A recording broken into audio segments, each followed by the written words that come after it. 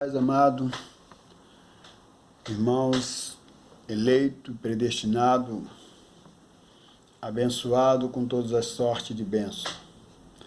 Mais uma vez eu gostaria de compartilhar com os irmãos a palavra qual o apóstolo Paulo escreveu aos irmãos de Hebreu, que se encontra no capítulo 10, no versículo 25, e também no capítulo 10, no versículo 37, que tem um tema: você crer na vinda de Jesus ou ele já voltou? Mas antes de compartilhar com os irmãos essa palavra, eu gostaria de agradecer você, amado, que tem me acompanhado, você que tem, você que escreveu no meu canal, você que tem compartilhado, você que tem feito aí os comentários, você que tem dado aí o joinha. Eu agradeço a você que tem sido participante comigo nesse ministério, porque hoje, para alguns que não me conhecem, eu me chamo irmão Cosme Pereira. Hoje eu estou enganjado nesse ministério da graça, a qual Cristo revelou ao apóstolo Paulo, que é o evangelho da incircuncisão, que ficou esquecido pela igreja do primeiro século, depois da morte do apóstolo Paulo, a qual a igreja do primeiro século e a igreja romana, eles vêm pregando esses séculos todos o evangelho da circuncisão. Mas nós, da graça, temos sido levantado para pregar esse evangelho da graça, que é o evangelho da incircuncisão.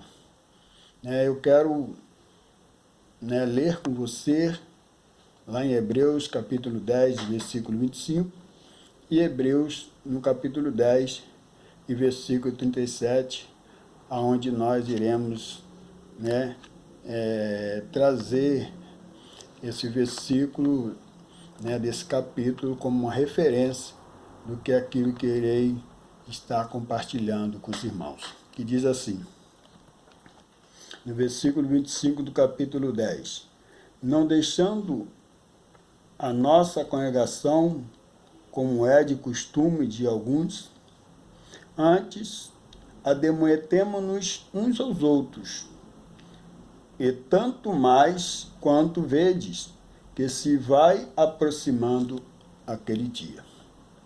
Aqui, o apóstolo Paulo, falando para aqueles irmãos da igreja do primeiro século, já mostra para nós que aquele dia que já estava se aproximando, que aquele dia era o juízo de Deus sobre o povo judeu, sobre o povo israelense, sobre a nação de Israel e todo aquele povo que vivia naquela época, que não creram na mensagem e na palavra, e não creram que o Jesus Nazareno, que veio em carne, era o Messias ungido, enviado por Deus para cumprir toda a lei em lugar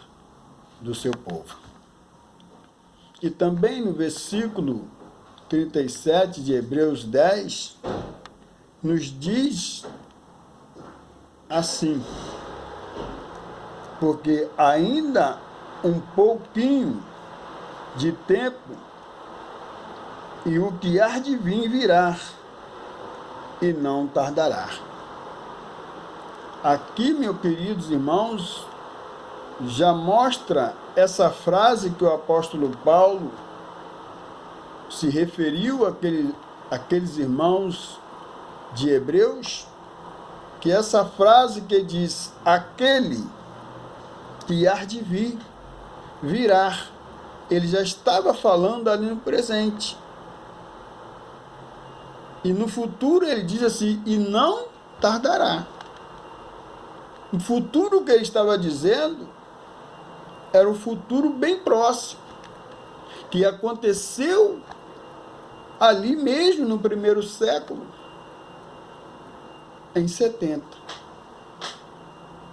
O general Titus Flávios, em 70 depois de Cristo, em 8 de setembro de 70, o templo é incendiado e os habitantes são deportados como escravos.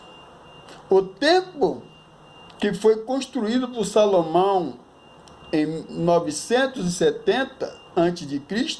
e reconstruído em 19 por Herodes, era o símbolo e o centro do poder religioso e político dos judeus.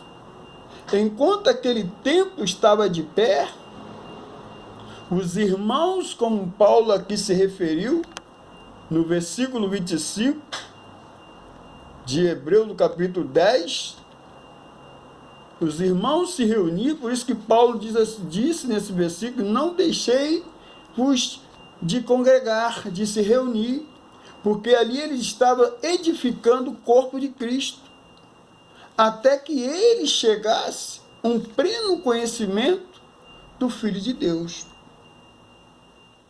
Porque o templo estava de pé, e o templo fazia sombra sobre eles. Amados irmãos, há séculos já se passaram.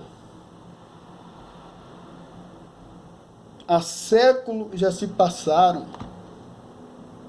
A intenção de futurizar a vinda de Jesus é uma criação de uma manobra doutrinal. 21 séculos já se passaram. Amado, Jesus não vai voltar. Jesus já voltou. Não existe arrebatamento. Não haverá arrebatamento. Você precisa entender que você já está no reino inabalável.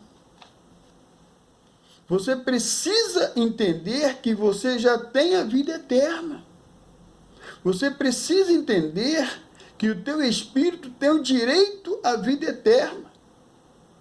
O teu espírito vive dentro de você, mas já está na vida eterna.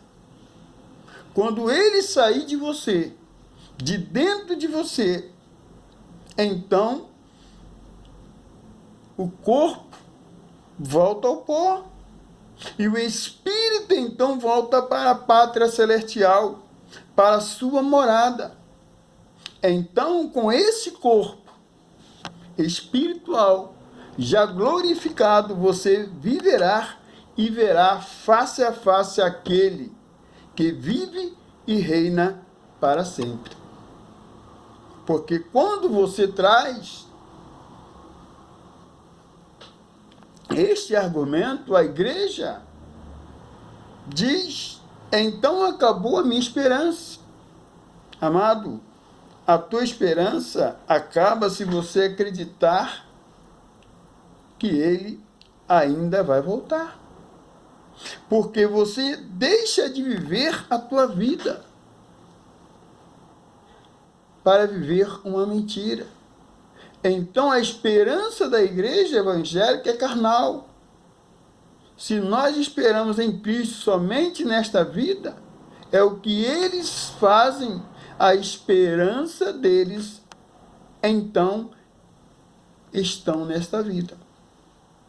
Deixaram de viver com essa falsa esperança.